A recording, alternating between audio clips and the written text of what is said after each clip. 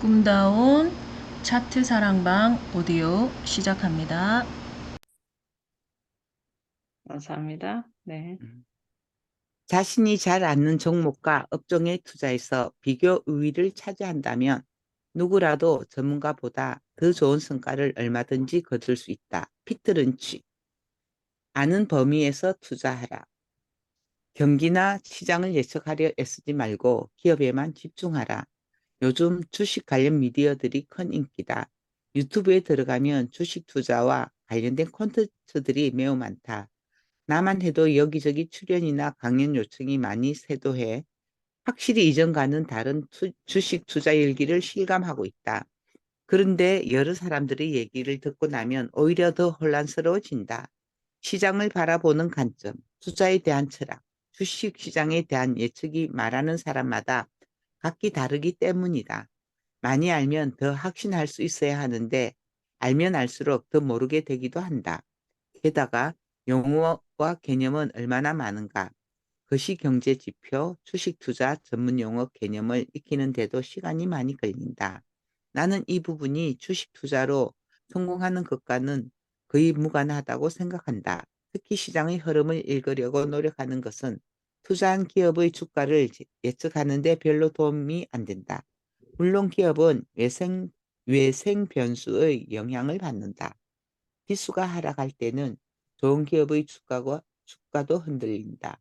문제는 거시경제 외생 변수는 개인이 예측하거나 대처할 수 없는 요소라는 점이다. 그런 것은 기업이 극복할 문제다.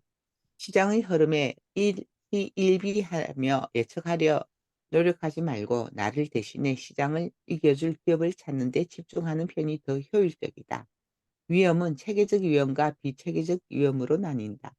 체계적 위험이란 시장의 변동에 의해 생겨나는 위험이다. 경기 흐름, 금리, 환율 등은 아무리 대처하려 해도 예측하기 쉽지 않다. 반대로 비체계적 위험은 개별 기업의 특성에 따라 생겨나는 위험이다. 기업을 공부하고 잘 분석함으로써 대처할 수 있고 예측하기도 비교적 용이하다. 체계적 위험, 즉 시장의 위험 요인으로 인해 개별 기업의 가치와는 무관하게 주가가 떨어진다면 투자자는 낮은 가격에 매수할 수 있으니 오히려 감사해야 할 일이다. 투자자는 두루마니 아는 게 중요하지 않다. 오히려 수많은 소음으로부터 진짜 진실을 뽑아낼 줄 알아야 한다. 투자자가 진짜 해야 할 일은 돈을 잘 벌어줄 믿을 만한 기업을 찾는 것이다. 다른 정보들은 잡음이다. 좋은 투자자가 되기 위해선 남들이 말하는 대로 세상을 해석하면 안 된다. 자기 눈으로 세상을 바라보고 투자 기업을 골라내어야 한다. 그렇게 고른 기업을 열심히 공부하고 저점에 매수해서 수익을 올리면 자신만의 성공 경험이 축적되어야 한다. 그러고 나면 전문가들의 다양한 견해는 참고 사항일 뿐 절대적 판단 기준이 될 수 없다는 것을 알게 된다. 나 역시 수많은 사람들에게 견해를 자주 묻는다. 주식 투자를 열심히 하는 사람, 증권사 애널리스트, 전문 트레이더에게도 의견을 묻는다. 그러나 언제나 최종 결정은 내가 한다. 확신이 들 때까지 충분히 공부하고 물어보고 그것을 바탕으로 끈질기게 생각한 끝에 비로소 판단을 내린다. 판단의 결과에 대해서는 온전히 내가 책임진다. 그래서 투자 결정을 내리기까지 생각의 밑바닥까지 닳도록 아주 많은 생각을 한다. 생각에 부합하는 자료도 보고 생각을 반박하는 자료도 찾아본다. 내 생각이 맞을 경우와 잘못됐을 경우 최대 수익과 최대 손실도 파악해 본다. 생각이 계속 밀려오는 통에 잠을 제대로 자지 못할 때가 많다. 슬빛 잠이 들었다가도 다시 일어나 컴퓨터를 켜고 자료를 검색한다. 끝까지 생각하는 습관을 들이면 이런 부작용이 있다. 뭔가 찜찜한 게 남아있으면 참지를 못한다. 하지만 그렇게 생각하고 공부하는 습관 덕에 부자가 되었으니 불면 정도는 성공에 따라온 성가신 부록으로 받아들여야 할까 싶다. 투자하기 전에 반드시 해야 할 질문. 영화 살인의 추억을 과학수사의 눈으로 보면 속 터지는 장면들이 숱하게 나온다. 현장 통제가 제대로 되지 않아 범인의 족적을 잃어버리거나 DNA 검사 장비조차 없어 미국까지 샘플을 보내 한없이 기다린다. 무엇보다 실소를 자아내는 것은 주술에 가까운 형사들의 범인 추적 과정이다. 반면 뛰어난 형사나 프로파일러는 어떻게 할까?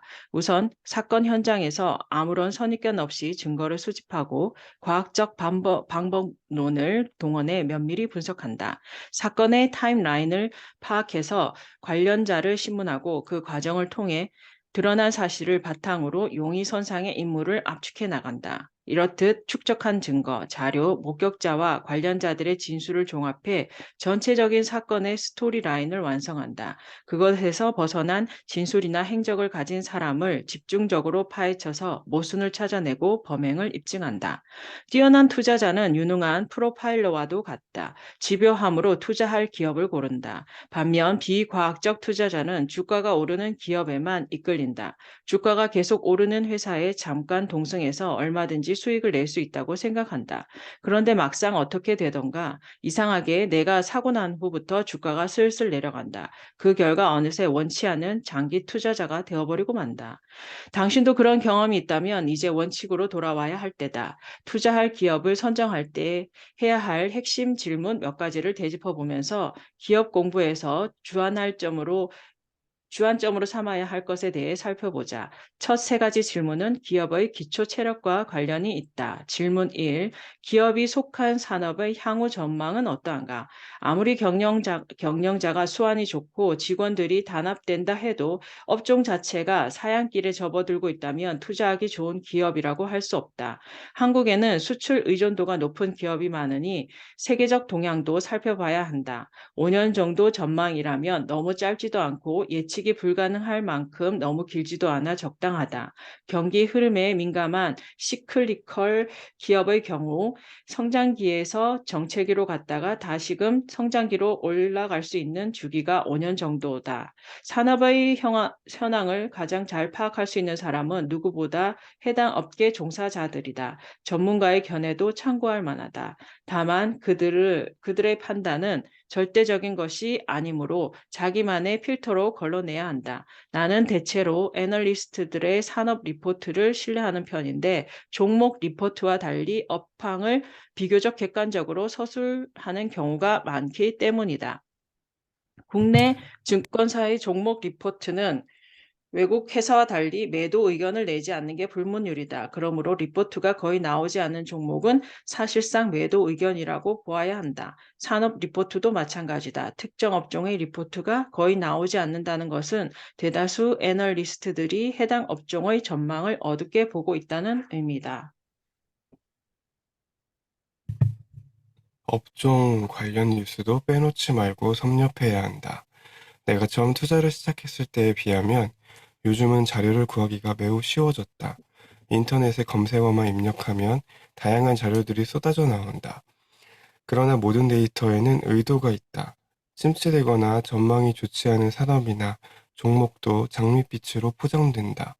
그러므로 주장 너머의 숫자와 정확한 백데이터를 바탕으로 판단해 보아야 한다. 질문 2. 비즈니스 모델이 명확한가? 비즈니스 모델이 단순하고 명료해야 한다.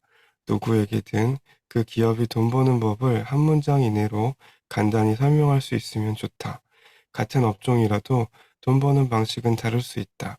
일례로 정수기를 판매하는 기업이 있다면 일회성 판매도 있고 렌탈로 판매하고 주기적으로 관리를 해주는 비즈니스 모델도 있다. 그 특징에 따라 매월, 매년 들어오는 현금 흐름을 예상할 수 있으며 어느 쪽이 더 돈 벌기 유리한 모델인지 판단할 수 있다. 비즈니스 모델에는 자회사 구조도 포함된다. 우리나라 기업들은 대주주의 기업 지배력을 강화하기 위해 복잡한 지분 관계를 구성한다. 이런 경우 기업을 파악하는 데 어려움이 따른다. 자회사로 기업의 이익이 빠져나갈 수도 있고 한 곳이 어려워져 도미노처럼 다른 곳까지 무너질 수도 있다. 명확한 비즈니스 모델을 가진 업종 내 1등 기업이라고 해서 무조건 투자 대상으로서 합격점을 주어서는 안 된다. 무엇을 무기로 1등이 될 수 있었는지 파악하는 것이 우선이다. 기술력일 수도 있고 영업력, 브랜드 인지도일 수도 있다. 1등의 지위를 유지하기 위해 어떤 노력을 하는지도 분석해야 한다. 기술 개발을 활발히 하고 있는지, 영업망 확충이나 새로운 형태의 판매 모델을 시도하는지, 직원 복리 후생이나 교육 훈련 수준은 어떤지. 일이라는데 안주에 아무런 노력도 하고 있지 않다면 금세 따라잡히고 말 것이다. 질문 3. 재무 구조가 안정적이고 심플한가? 요즘은 네이버에만 검색해도 기업의 3년치 재무 현황, 배당 수익률, 음, BPS 등이 보기 좋게 정리되어 나온다. 그런데 이것만으로는 조금 부족하다. 일례로 PBR이 낮다고 해서 무조건 저평가된 알짜 회사일 수는 없다. 자산이 얼마인지 알아야 정확히 평가할 수 있다. 회사의 재무구조를 제대로 파악하려면 금융감독원 전자공시 시스템에 공시되어 있는 사업보고서를 꼭 탐독해야 한다. 나는 10년치 사업보고서와 감사보고서는 반드시 파악한다. 기업이 살아온 이력과 향후 행보를 보여주기에 필수적으로 읽어야 한다. 어려울 것이라는 선입견과 달리 실제로 읽어보면 쉽고 재밌다. 그리고 사업보고서에 포함되어 있는 재무제표도 10년치 정도를 살펴보면 그것만으로도 회사의 변화 과정을 유추할 수 있다. 재무회계 지식이 없다면 관련 서적 한두 권은 읽고 재무제표에서 파악해야 할 핵심 사항이 무엇인지 알아야 한다. 되게 심플하지 못한 재무구조를 가진 기업들은 신주 인수 권부 채권, 전환 사채 등을 통해 자주 자금 조달을 한다. 낮은 금리로 자금을 확보해 신규 산업에 열심히 투자하기 위한 것이라면 상관없다. 당장 주식 가치가 떨어질 수 있어도 장기적으로는 기업 성장에 도움이 되기 때문이다. 그런데 자금 조달은 몇 년 후에는 반드시 이익으로 연결되어야 한다. 이익이 나지 않는데도 계속 자금 조달을 한다는 것은 밑 빠진 독에 물을 부어 생명 연장을 하고 있다는 의미다. 때로는 대주주가 자산 증여나 지분 확보 수단으로 악용하는 경우도 적지 않으므로 유의해야 한다. 주주 친화적이며 열려있고 소통하는 기업인가? 다음의 세 가지 질문은 기업의 본성이나 성향과 관련이 있는 질문들이다. 질문 4. 적정한 수준의 배당을 해왔는가? 나는 배당을 매우 중요하게 생각한다. 기업에 투자하고 성과를 나눈다는 개념에서 가장 중요한 바로미터는 배당이다. 배당을 줄 수 있다는 것은 기업이 꾸준히 이익을 냈다는 긍정적 신호다. 또한 앞으로도 이익을 낼 수 있다는 자신감의 표현이기도 하다. 설령 시장 상황이 좋지 않아서 주가가 떨어져도 배당은 그 시기를 견딜 수 있는 버팀목이 되어준다. 주가가 떨어지면 배당 수익률은 오히려 높아지기 때문이다. 무엇보다 배당을 성실히 매년 소폭이라도 높인다는 것은 주주를 대하는 기업의 태도와 관련이 있다. 이익이 나도 일절 배당을 하지 않는 회사는 주주와 소통할 의지가 없는 것이다. 그런 기업이라면 투자할 의미가 없다. 앞날의 성장을 위해 투자가 필요해서 잠정적으로 배당을 미루는 기업도 있다. 하지만 그런 기업들 역시 어느 시점에는 배당을 해야 한다고 생각한다. 질문 5. 공시를 성실하게 하는가? 갑자기 어느 종목이 상한가를 친다. 투자자들은 갑자기 그 회사에 무슨 일이 있나 싶어서 내용을 확인한다. 그런데 상승할 아무 이유가 없다.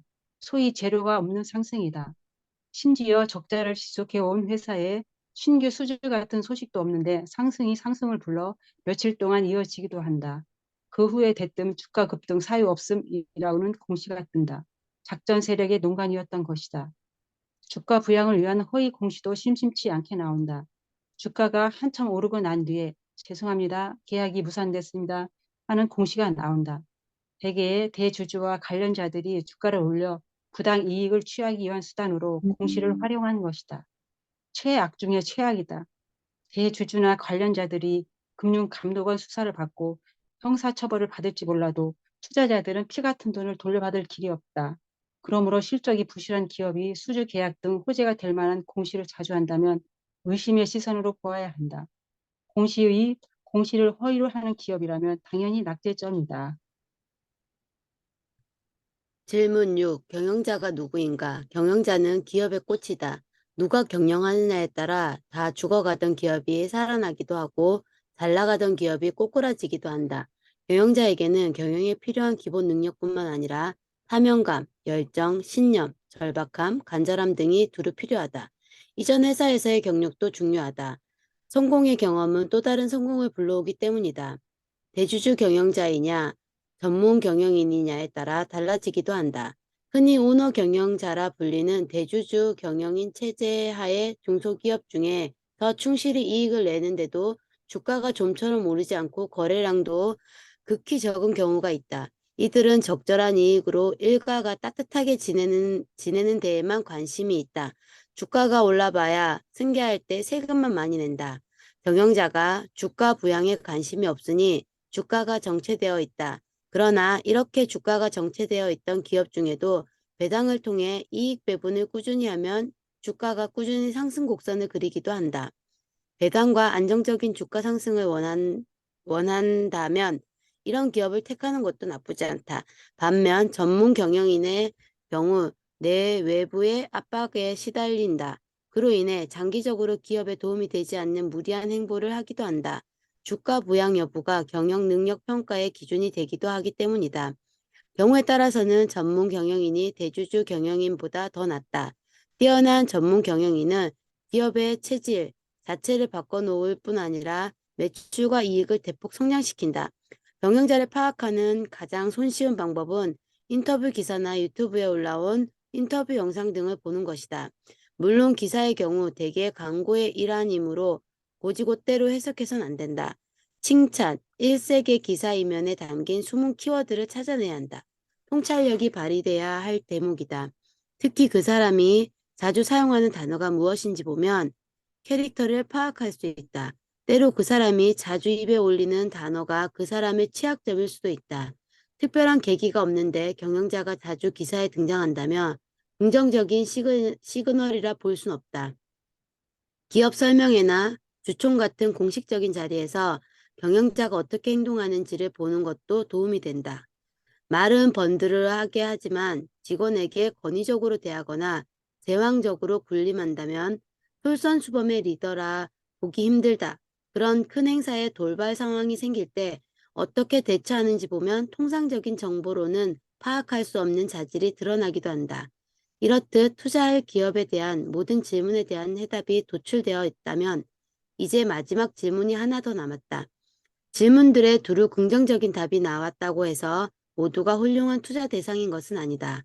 주식 투자는 기업과 동행하고 소통하는 행위이기도 하지만 어디까지나 돈을 벌기 위한 투자 활동이다. 좋은 기업의 지분을 사되 나에게 유리한 가격에 사야 한다. 그러므로 투자를 시작하기 전 최종적인 체크리스트는 그럼에도 불구하고 저평가되어 있는가 하는 것이다.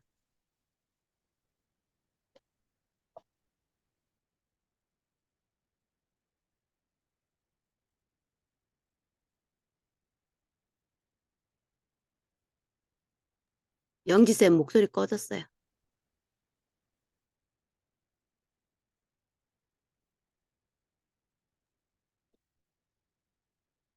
잠깐. 너무 가쁘다. 저평가하는 것이다. 내가 종목 추천을 꺼리는 이유.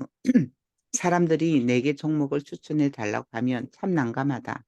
내가 투자하기로 결정한 기업은 대체로 외연이 화려하지 않다. 며칠 사이에 상한가를 치며 모두의 주목을 받는 유형은 거의 없다. 게다가 나는 아는 범위에서만 투자한다는 원칙을 고수한다. 그러기에 인기 있다는 미국 기업들은 물론이고 바이오, 벤처 기업 등 이른바 수직 상승하는 성장주들은 내 포트폴리오에 담겨 있지 않다.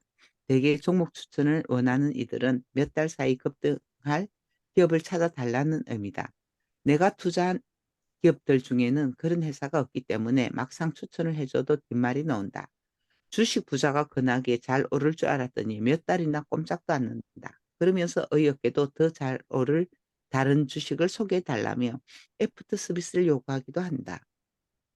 많은 이들이 손에 땀을 쥐게 하는 핫한 주식의 유혹에 빠진다. 주식 투자의 본질이 매매라고 여기기 때문이다.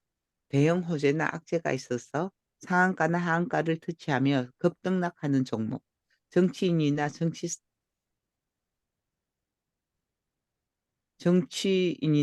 사회적 요소와 연루된 테마 종목, 세력이 개입해서 주가 차트가 미친 듯이 요동치는 종목들에 흔들린다. 또한 많은 이들이 차트 투자의 유혹에 쉽게 빠진다. 가끔 케이블 TV 주식 방송을 보면 신기하다는 생각이 든다. 들은 기준으로만 판단해서 주식을 사고 판단이 대단하다. 감탄마저 나온다. 많이 크거나 할까? 나 같으면 저렇게 못할 텐데. 확신에 차서 말하는 것을 보면 부럽기까지 하다. 물론 투자에 있어 옳고 그름은 없다. 모두가 돈을 벌기 위한 활동이다. 단타 매매, 차트 매매, 스캘핑 매매 모두 개인의 선택이다. 어느 쪽이 더 우위에 있다고 말하고 싶지는 않다. 다만 불확실하고 단편적인 정보에 기초한 투자법과 상대적으로 정교하고 안정된 투자법이 있다고 생각한다. 차트 투자는 매우 초보적인 방법론이다. 물론 투자에서 차트는 좋은 참고 자료다. 이제까지의 주가 흐름을 파악하면 향후 전망의 힌트가 되어준다. 그런데 그 용도는 정확히 거기까지다. 충분히 공부한 다음에 투자해도 늦지 않다. 자신이 투자하는 기업을 잘 모르고 확신이 없으면 차트, 정보, 테마, 소문 등에 의지하게 된다. 나는 당신이 잘 아는 기업으로부터 시작하라고 조언한다. 잘 안다는 것은 무엇일까? 일상과 밀접하게 맞닿아 있어서 자주 접하는 기업이다. 자신이 몸담은 업종부터 시작해도 된다. 투자할 기업을 깊이 공부하면 그 기업의 경영자와 견주어도 손색이 없을 정도로 속속들이 알게 된다. 직원이라면 월급쟁이의 시선에서 벗어나서 투자자의 시선으로 자기 회사를 돌아볼 기회가 되어준다. 엑스레이처럼 세밀하게도 보고 인공위성처럼 넓은 시야로도 본다. 기업의 현황과 미래를 동시에 그려본다. 만약 내가 몸담은 업종이나 회사가 쇠락해 가고 있다면 그것을 빼앗아가는 업종이나 기업을 공부 대상으로 삼아도 된다. 우리 회사를 끈질기게 괴롭히는 경쟁 회사는 어딘가? 그들은 무엇을 잘하기에 그렇게 되었는가? 우리 고객들이 떠나고 있다면 무엇 때문인가? 그들은 어디로 옮겨가는가?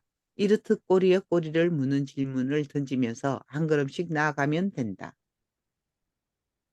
모르고 투자한 것은 반드시 보복한다. 젊은이들이 주식 투자에 너무 열을 올린다면서 혀를 끌끌 차는 분들이 있다. 자녀가 주식 투자를 시작해 걱정이라고 상담하는 부모들도 있다. 나는 걱정할 필요가 없다고 조언한다. 물론 젊기에 무모하게 투자하는 이들도 많다.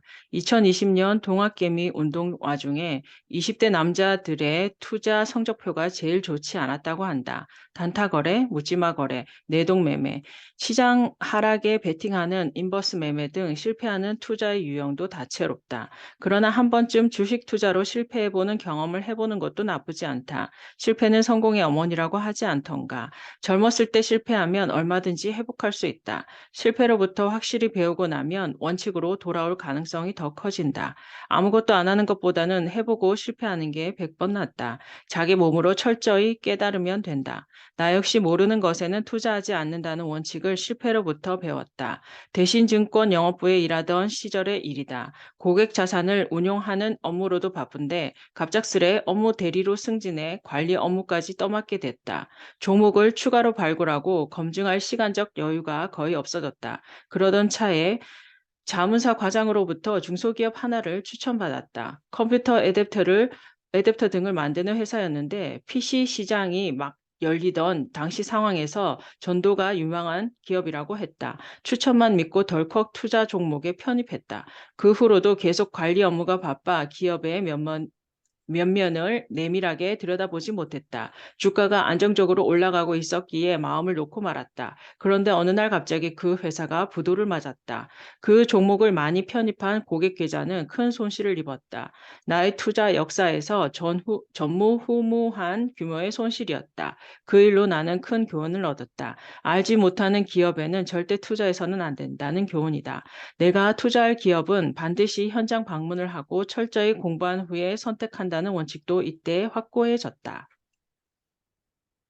젊은이들은 자본이 많지 않기 때문에 주가가 싼 동전주에 쉽사리 끌린다. 내가 처음 주식 투자를 시작했을 무렵만 해도 거의 모든 종목의 액면가가 5,000원이었다. 그런데 지금은 액면가가 천차만별이어서 주가로 기업 가치를 비교하는 것이 의미가 없어졌다. 시가총액 개념으로 보아야 한다. 예를 들어 주가가 8만 원인데 시가총액이 500억 원인 기업이 있고 주가가 1,000원인데 시가총액이 2천억 원인 기업이 있다고 하자. 이 경우 8만 원짜리 주식은 비싸고 1,000원짜리 주식은 싸다는 식의 사고를 하기 쉽다. 10만 원으로 8만 원짜리 주식은 한 주밖에 사지 못하지만 동전주는 100주나 살 수 있다. 이런 주식에 사람들의 관심이 몰려서 거래량이 늘고 주가가 단시간에 뛰기도 한다. 하지만 이런 논리로 투자한다면 모르고 투자하는 것과 다름없다. 모르고 투자한 것은 필패하게 되어 있다. 잘 몰라서 혹은 돈을 벌어보겠다는 욕심으로 섣부른 투자를 했다가 몇 번 정도 실패하는 것은 괜찮다. 그런 경험을 반면교사 삼아서 이후로는 공부하고 극복하면 된다. 헛되이 돈을 잃은 것이 분해서라도 정말 제대로 해보겠다는 오기가 든다면 좋은 일이다. 제대로 된 가치평가 방법과 투자 원칙을 배우고 싶은 마음이 생겨난다면 실패는 얼마든지 경험할 가치가 있다. 모든 것을 다 취하려 애쓰지 마라. 세 개면 충분하다. 흔히 증시 격언으로 계란은 한 바구니에 담지 마라라는 말이 있다. 분산 투자를 통해 리스크를 줄이는 포트폴리오 이론을 말한다. 2008년 글로벌 금융 위기 이후 강해진 패시브 투자 패턴은 고도의 분산 전략을 구사한다. 개별 기업이 아니라 주가나 지수를 추종하거나 업종별 대표 종목에 두루 투자해 평균적인 수익률을 꾀한다. 이 역시 나쁘다고 할 수 없다. 그런데 함정이 하나 있다. 개별 기업을 잘못 선택한 데 따른 리스크는 상쇄할 수 있으나 시장 전체가 타격받을 때에는 고스란히 그 위험을 안게 된다. 대개 시장이 좋을 때 진입했다가 나빠지면 빠지는 전략을 취한다. 결국 잦은 거래로 단기 손실을 입거나 수수료 부담이 과해진다. 증권사나 투자회사의 수수료 수입만 올려주는 셈이다. 패시브 자금이 늘어나면 기업의 성과를 공유하는 주식시장 고유의 강점이 약해진다. 나는 개인적으로 매매로 수익을 올리는 쪽보다 기업의 투자에 성장을 만들어서 열매를 나누는 쪽이 더 성과가 좋다고 생각한다. 계란을 여러 바구니에 나눠 담더라도 내가 그 하나하나를 잘 모른다면 아무 의미가 없다. 그래서 나는 이렇게 바꾸고 싶다. 계란은 당신이 잘 아는 안전한 바구니에만 담아라. 잘 모르는 수십 개의 바구니보다 확실하게 아는 한두 개의 바구니면 족하다. 들고 다니기도 편하고 수시로 문제점을 체크할 수 있으며 동행하며 공부하기에도 수월하다. 자산 규모가 늘어난 이후 나는 80여 개 기업에 투자했다. 코로나 팬데믹 이후는 50개 정도로 줄였다. 여전히 많은 숫자다. 그러나 나는 전업 투자자이며 함께 공부하는 직원도 있고 자산 규모도 크다. 분산 투자를 하려고 회사가 아니라 자산 규모가 커지면서 자연스레 바구니가 늘어난 것이다. 일반적으로 투자금이 1억 원 정도라면 두세 개, 2천만 원에서 3천만 원이라면 한두 개 바구니면 적당하다고 본다. 그래야 수익률이 분산되지 않고 집중력도 유지할 수 있다. 길게 투자하면서 경영자 마인드를 가지고 자신이 투자한 기업과 소통하고 동행할 수 있다. 그러면서 예비로 3, 4개 기업을 공부하면 좋다. 새로운 기업을 공부하는 동안 기존에 투자하던 기업에서 미처 몰랐던 문제를 발견할 수도 있다. 그때 가서 또 다른 기업을 골라서 공부하려면 간극이 너무 벌어진다. 미리 준비한다는 마음가짐으로 기회를 항상 주시하면 좋다. 그런데 공부를 하다 보면 자꾸만 다른 기업으로 옮겨가고 싶은 유혹에 시달릴 수도 있으니 주의해야 한다. 계획이 없던 매매는 하지 않아야 한다. 그러려면 투자하던 기업을 마감하는 목표 매도가와 새롭게 투자를 시작하는 기업의 목표 매수가를 확실히 정해 두어야 한다. 그리고 그것에 도달했을 때에만 행동에 옮기는 습관을 들여야 한다. 투자를 해서 어느 정도 수익이 났다면 운용의 묘를 살릴 필요가 있다. 수익금은 안정적인 배당 수익률이 보장되는 기업에 투자를 해두고 원금으로 좀 더 공격적인 투자를 시도할 수도 있다. 나는 주가가 어느 정도 유지되면서 배당을 많이 주는 회사에 많이 투자해두는 편이다. 그런 회사는 채권형 기업이다. 주가가 거의 움직이지 않지만 배당 수익률이 4, 5% 이상 되기 때문에 은행 이자보다 수익이 높고 안정적이다.